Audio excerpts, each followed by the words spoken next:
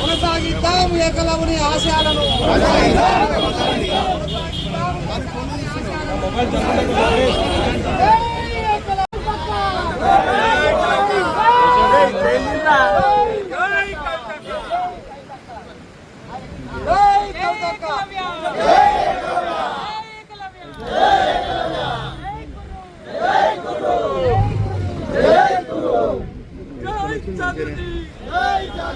తొలి ఏకాదశి మొత్తం మన భారతదేశానికి తెలుగు రాష్ట్రాల్లో తొలి ఏకాదశి వారం నుంచి మన తెలుగు వాళ్ళందరూ కూడా పండుగ ప్రారంభమవుతాయి. అటువంటి తొలి ఏకాదశి రోజునే మరి ఏకలవ్యుడి యొక్క జయంతిని ప్రతి ఏటనే జరుపుకుంటున్నాం. ఏకలవ్యుడు అంటే మహాభారతం గుర్తుకొస్తున్నది. మహాభారతంలో మరి ఇతిహాసం వచ్చిన మరి అలాగనే వివిధ కానీ వేదాలకు మనం చూసిన విష్ణు పురాణంలో కూడా ఏకలవ్యుడి యొక్క చరిత్ర ఉన్నది. ఏకలవ్యుడి యొక్క ఆదివాసి విద్య చాలా విద్యలో చాలా ప్రపంచంలోనే ఎవరికి లేనంతటువంటి విద్యనిచ్చినటువంటి గొప్ప విద్యాకారుడు. మరి అటువంటి విద్యాకారుని యొక్క విద్యను చూసి పాండవులు మరి అటువంటి ఒక ద్రోణించినటువంటి కుట్రలో భాగంగా తన కుట్రను వేలించినటువంటి చరిత్ర కూడా ఉన్నది. ఆ రోజు నుంచి కూడా ఈ రోజు వరకు ఆయన వారసులుగా మేము కొనసాగుతూ ఉన్నాం. గౌరవ శ్రీమతి ఎమ్మెల్సీ కవితక్క గారు ఈ యొక్క కార్యక్రమం రావడం మా ఎన్నికల దాటి మొత్తం కూడా మేము గర్విస్తూ ఉన్నాం, గర్వపడుతూ ఉన్నాం. వారికి ప్రత్యేకంగా మా జాతి తరఫున అందరికీ నమస్కారం. తొలి ఏకాదశి శుభాకాంక్షలు తెలియజేస్తున్నాను. అదేవిధంగా తొలి ఏకాదశి నాడు ఏకలవ్యుడి యొక్క జయంతి కూడా ఇవాళ మన ఎరుకల సమాజ సోదరులందరితో కూడా కలిపి జరుపుకోవడం చాలా సంతోషంగా ఉంది. మన ట్యాంక్ బండ్ మీద మరి కొమరం భీం విగ్రహం దగ్గరనే ఎప్పుడు ఏకలవ్యుని పటాన్ని పెట్టుకొని అనేక సంవత్సరాల నుంచి కూడా మనం ఇక్కడ సెలబ్రేట్ చేసుకుంటా ఉన్నాము. మరి ఫ్యూచర్లో ఏకలవ్యుడి విగ్రహాన్ని కూడా మరి ఏర్పాటు చేసుకునే ప్రయత్నం కూడా తప్పకుండా మనందరం కూడా చేద్దామని చెప్పి ఈ సందర్భంగా తెలియజేస్తూ, మరి ఇవాళ భారతదేశ చరిత్ర ఎక్కడ చూసినా ఇప్పటి వరకు కూడా బహుజన వర్గాలకు సంబంధించి ఏ విధంగా అణచివేత ఉందనడానికి ఏకలవ్యుని యొక్క జీవితమే ఉదాహరణ. మరి ఆనాడు గురుభక్తితో ఉండి కేవలం ఒక వ్యక్తే తన గురువుని నమ్మినా సరే ఆ వ్యక్తి కూడా తనను ముందుకు తీసుకొని పోకపోయినా కూడా చరిత్రలో నిలబడిపోయేటటువంటి త్యాగాన్ని చేసినటువంటి ఏకలవ్యుడు నిజంగా మనందరికి కూడా ఒక రకంగా ఆరాధ్య దైవం అవ్వాలి, స్ఫూర్తి ప్రదాత అవ్వాలి. ఆయనకు ఆనాడు అన్యాయం జరిగి ఉండవచ్చు గాక, కానీ ఆయన గురుభక్తిని వీడలేదు, సమాజానికి ఒక మంచి తోవని చూపించే ప్రయత్నమే చేసిండ్రు. కానీ ఇప్పుడు మనందరం కూడా ఆయన వారసులుగా, ఆయన బిడ్డలుగా మనకు అన్యాయం జరగకుండా, మన స్థానం రాజకీయంగా మనకు వచ్చే విధంగా, మన స్థానం మనకు ఆర్థికంగా వచ్చే విధంగా, ఉద్యోగ విద్యావకాశాల్లో వచ్చే విధంగా సమాజానికి పాటుపడుతూ తెలంగాణలో అందరం కూడా కలిసి ముందుకు అడుగు వేయాలని చెప్పి ఈ సందర్భంగా పిలుపునిస్తూ ఉన్నాను. దానికోసం నా వంతు ప్రయత్నంగా నేను మీ అందరినీ కలుపుకొని పోయి అనేక ఉద్యమాల్లో మనం ఇవాళ పాల్పంచుకుంటా ఉన్నాము. మీరు చెప్పినట్టుగా కేసీఆర్ గారు ఆనాడు కట్టించినటువంటి భవనం ఇవాళ కనీసం పూర్తి చేయలేని పరిస్థితులలో రాష్ట్ర ప్రభుత్వం ఉండడం చాలా దారుణం. ఏకలవ్య భవనం తప్పకుండా త్వరితగతిన పూర్తి చేయాలని ముందుగా కాంగ్రెస్ ప్రభుత్వాన్ని నేను డిమాండ్ చేస్తూ ఉన్నాను. అదేవిధంగా మరి ఎస్ స్కీమ్, YES అంటే ఎరుకల ఎంపవర్మెంట్ స్కీమ్ అనేటటువంటి పథకాన్ని గౌరవ పెద్దలు కేసీఆర్ గారు ఆనాడు ప్రవేశపెట్టడం జరిగింది. దాన్ని ఇప్పుడు ప్రభుత్వం కంప్లీట్గా తుంగలోకి తొక్కింది. 2-3 సార్లు లెజిస్లేటివ్ కౌన్సిల్లో కూడా మీ తరఫున ఈ అంశాన్ని నేను ప్రస్తావించినప్పటికీ కూడా ప్రభుత్వానికి కనీసం చీమగుట్టినట్టుగా లేకపోవడం చాలా దారుణం. ఈరోజు ఏకలవ్యుని జయంతి సందర్భంగా మళ్ళొకసారి ప్రభుత్వాన్ని డిమాండ్ చేస్తూ ఉన్నాను. ఏదైతే 60 కోట్ల రూపాయలు 50,000 ఎరుకల కుటుంబాలకు లబ్ధి చేకూర్చే విధంగా కేసీఆర్ గారు ఆనాడు ప్రవేశపెట్టినారో ఆ పథకాన్ని యథాతథంగా లేకపోతే ఇంకొంత మెరుగుపరిచి ఇంకా ఎక్కువ కుటుంబాలను కూడా కలుపుకొని చేసే విధంగా ఇప్పుడున్నటువంటి ప్రభుత్వం వెంటనే ప్రయత్నం ప్రారంభించాలని చెప్పి ముఖ్యమంత్రి గారిని డిమాండ్ చేస్తూ ఉన్నాను. మీరు అన్నట్టుగా ఆనాడు ఎమ్మెల్సీగా కూర సత్యనారాయణ గారికి గౌరవ ముఖ్యమంత్రి గారు కేసీఆర్ గారు ఇచ్చినప్పటికీ మరి గవర్నర్ గారు రిజెక్ట్ చేయడం అన్నది కూడా రాజకీయంగానే జరిగినటువంటి అంశమని నేను భావిస్తూ ఉన్నాను. ఇటువంటి రాజకీయాలకు అతీతంగా మనం ఎరుకల సోదరుల యొక్క రాజకీయ అభివృద్ధి కోసం కూడా ప్రయత్నం చేయాలి.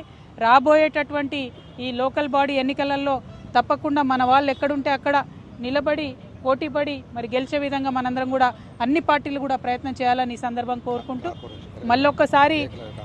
మళ్ళొక్కసారి ఆర్థిక అభివృద్ధి జరగాలంటే ప్రత్యేకమైనటువంటి కార్పొరేషన్ ఉండాలనే డిమాండ్ ఎన్నో రోజుల నుంచి ఉన్నది. ఈ విషయంగా గౌరవ ముఖ్యమంత్రి గారు రేవంత్ రెడ్డి గారు హామీ ఇచ్చి ఉన్నారు. 500 కోట్ల రూపాయలు కూడా ఇస్తామన్నారు. కాబట్టి తక్షణమే మరి ఎరుకల కార్పొరేషన్ కూడా ఏర్పాటు చేయాలని ఈ సందర్భంగా నేను డిమాండ్ చేస్తూ ఉన్నాను. Thank you.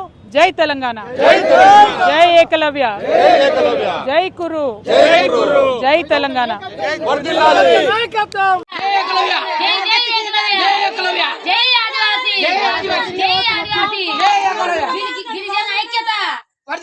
గిరిజన ఐక్యత, గిరిజన ఐక్యత, జై ఆదివాసి, జై ఏకలవ్య.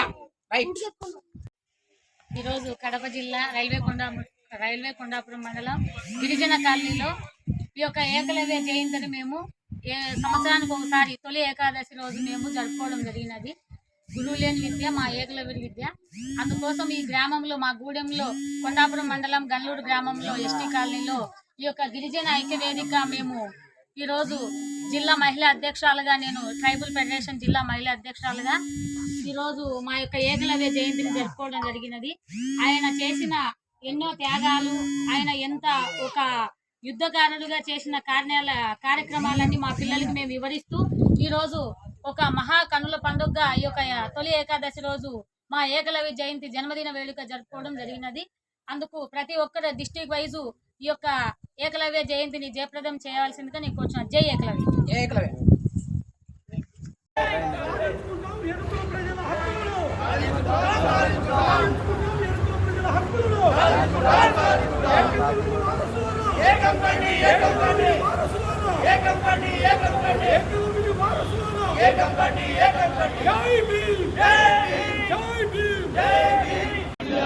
ఆదివాసీ ఎరుకల ఐక్యత, జై ఏకలవ్య, జై ఏకలవ్య. ఆదివాసీ ఎరుకల ఐక్యత, ఆదివాసీ ఎరుకల ఐక్యత.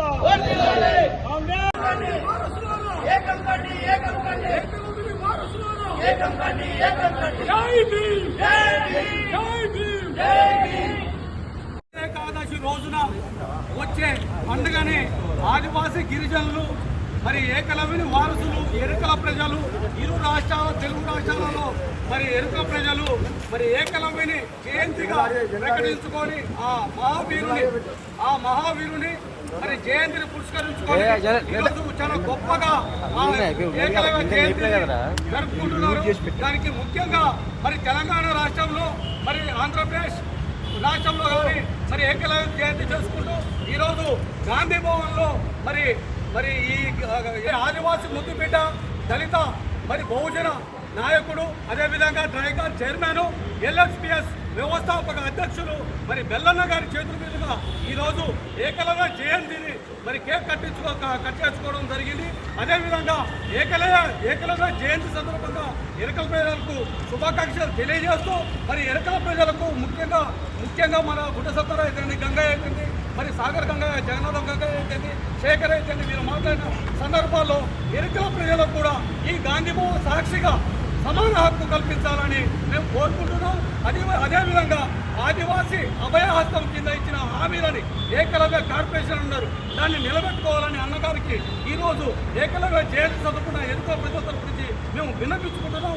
అదేవిధంగా మరి ఏదైతే చేవెళ్ళ మహాసభలో మరి ఏర్పాటు చేసిన మహాసభలో కాంగ్రెస్ ఇచ్చిన హామీని మా ముఖ్యమంత్రి, రాష్ట్ర ముఖ్యమంత్రి అందరూ ఓట్లేసి గెలిపించుకున్న గౌరవనీయులైన రేవంత్ రెడ్డి గారు ఇచ్చిన హామీని ఏదైతే దళిత గిరిజనులకి ప్రత్యేకంగా 12 అంశాల మీద హామీ ఇవ్వడం జరిగింది. దాంట్లో ముఖ్యంగా మా గిరిజనులు, మైదాన ప్రాంత గిరిజనులు, ఎరుకల వాళ్ళు చాలా మంది ఉన్నాం. లంబాడి సోదరులు, మా సోదరులు లంబాడి సోదరులతో పాటు ఎరుకల ప్రజలు కూడా చాలా మంది ఇప్పటికీ విద్య, ఉద్యోగ, ఆర్థిక, రాజకీయ రంగాల్లో వెనుకబడుతున్నారు. వాళ్ళకు అవకాశం కల్పించాలని అన్నగారు కోరుకుంటున్నాం.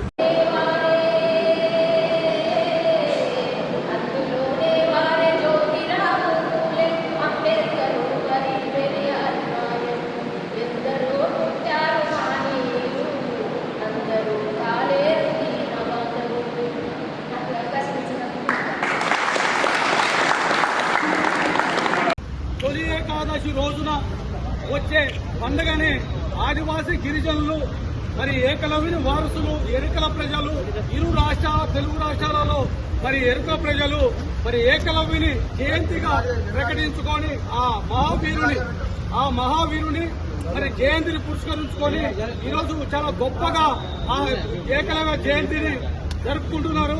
దానికి ముఖ్య